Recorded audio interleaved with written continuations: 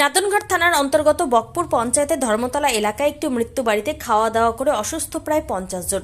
মঙ্গলবার রাত থেকে আজ বৃহস্পতিবার বিকেল পর্যন্ত প্রতিনিয়ত কালনা মহকুমা হাসপাতাল এবং মন্তেশ্বর হাসপাতালে ভর্তি হচ্ছেন রোগীরা পাতলা পায়খানা এবং সেই সঙ্গে বমি উপসর্গ নিয়ে।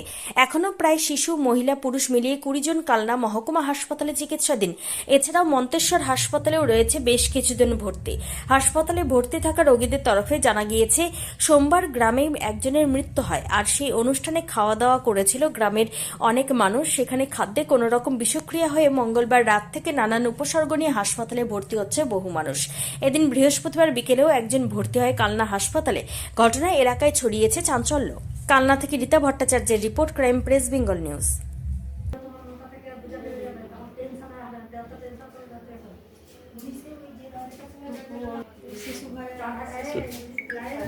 বাইট ধরো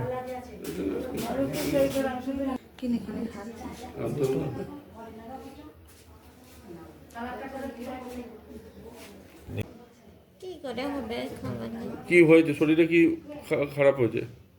পেটে ব্যথা আর বমি। ও, ইয়েতে শ্রাদ্ধ বাড়িতে খেয়েছিলেন নাকি?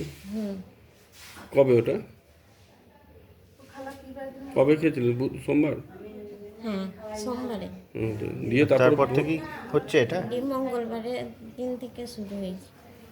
কজন ভর্তি আছে তোমাদের এখানে? ঠিক বলতে পারবো না, আমরা 4 জন ভর্তি হয়েছি। দিয়ে শরীর তুমি কখন ভর্তি হয়েছো? আমি কাল 10টার সময়। সকাল? হ্যাঁ। এখনো সব শরীর ঠিক হয়নি এখনো? এখন ঠিক আছে আগে থেকে। তোমার নাম কি? নূরজাহান খাতুন। কোথায় গেছিলেন? ওই মৃত্যু বাড়িতে আমারই খালা মারা গেছিল আচ্ছা, দিয়ে গ্রামে। দিয়ে ওই ভাত খেয়ে ঠিক আমাদের এরকম অবস্থা। কি হয়েছিল? ওই বাড়ি মৃত্যু হয়ে গেল। না না, কি খাওয়া দাওয়াটা কি খাওয়া হয়েছে? দাওয়া কি ওই খেয়েছিল? যে ভাত, ছেচকি ভাত, হ্যাঁ, আর কিছু নাই। দিয়ে কজন অসুস্থ হয়েছিলেন এখানে? অর্ধেক লোক অসুস্থ তাও আছে। কতজন মোটামুটি হবে? তা আমাদের বাড়িতে তাও 7 আমি এসছে, এই যে চাষতে হ্যাঁ। ভাইরা, আবার ওখানে তা 10-12 জন আছে, চলো দেখাবো ওখানে। হ্যাঁ, মোটামুটি তাও কতজন হবে? কজন 20-25 জন হবে। আচ্ছা, দিয়ে কারণ কালনাতেই সব ভর্তি হয়েছে না আরো কোথাও? সকালবেলাতেই ভর্তি হয়েছে। কবে থেকে হয়েছে? আজ 3 দিন হয়েছে। কি উপসর্গ কি? মানে কি হচ্ছেটা হচ্ছে? কি অসুবিধা? ওই যে ওই যে বললাম আমি মৃত্যু বাড়িতে। পাতলা হ্যাঁ, পাতলা পায়খানা একটু মতো হয়েছিল। কোন জায়গা বাড়ি আপনার? বাড়ি দাদুকার ধরতে কি মানে কি কারণে হলো এরকম? এই কারণে হলো ঠিক বলতে পারছি না। কোথাও কি খাওয়া দাওয়া করে অনেকজনের হয়েছে? 20-25 জনের হয়েছে।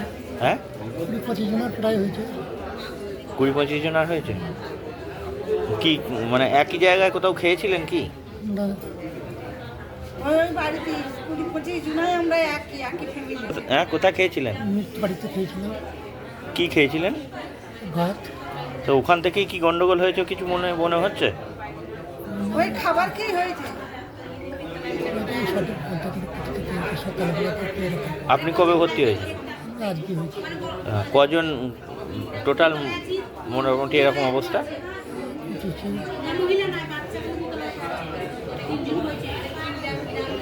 হয়েছে কবে থেকে?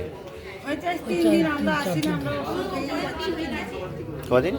3-4 থেকে হয়েছে। তুমি বলো, মুখে কথা বলতে পারছো না? কি নাম আপনার? আশরাফুল শেখ। ঘটনা ঘটেছে। এখানে গত সোমবারের দিন একটা লোক মারা গিয়েছিল। যেখানে মারামারি দেওয়ার অনেক দূর দূরান্ত থেকে লোক আসে মাটি দিতে আর কি। ওরা এসেছিল, যে রান্না বান্না হয়েছে, ওখানে রান্না খাওয়া দাওয়া হয়েছে দুপুরবেলায়। এবার আমার সন্দেহ হচ্ছে যেটা মনে হয় তরকারিতে বা ভাতে কিছু একটা বিষাক্ত জিনিস পড়তে পারে। কতজন মোট অসুস্থ আপনারা খাওয়া আছেন? থেকেই উৎপত্তি এটা হয়েছে। কতজন? আমাদের এখানে এই কালনা হসপিটালে 20 জন আছে মোট।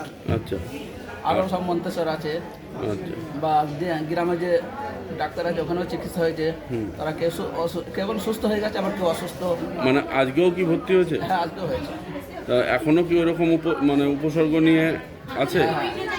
তোমার আমার সকলেরই একটাই পছন্দ, মাদার্স চয়েস।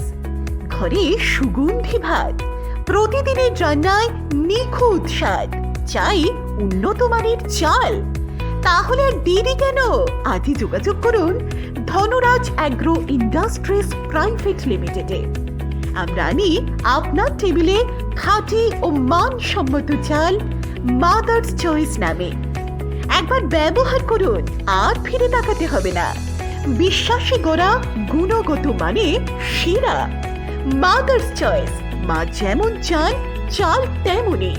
যোগাযোগের জন্য এখনই কল করুন 8509752023 এই নম্বরে। মাদার্স চয়েস শুধুই সেরা নয়, সবার প্রথম পছন্দ।